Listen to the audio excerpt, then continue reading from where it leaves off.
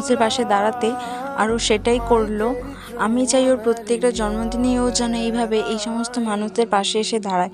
আর ও যতই বড় হোক না কেন, এই সমস্ত মানুষদের প্রতি যে ওর ভালোবাসা, সেটা যেন সবসময় থাকে। তোমরা আশীর্বাদ করো ও যেন আরও বড় হয়। ওকে দেখে ভাবা যায় ও এত ছোট বাচ্চা। অন্য বাচ্চারা যেমন সাইকেল চায়, বিভিন্ন রকম গিফট চায়, ও ওর জন্মদিনের দিন ওর মাকে বললো, মা আমার কোনো উপহার চাই না, আমাকে তুমি শুধু কয়েকটা কম্বল কিনে দিও, আমি কিছু মানুষদেরকে আমি কম্বল দান করতে চাই। ও বলল যে এই বছরের জন্মদিনের সবথেকে বড় উপহার হলো এই মানুষগুলোর আশীর্বাদ। এই মা সরস্বতী তোমার বিদ্যা বুদ্ধি দিক, বিদ্যা বুদ্ধি লাভ করো, মন দিয়ে পড়াশুনো করো, আর নির্বিষণে কাজ করবা, বড় চাকরি করবা, নয় একটা জগা নয় বন্ধ রাখবা। আবার আর ভিডিওটা ছিল এতটাই। Bye bye.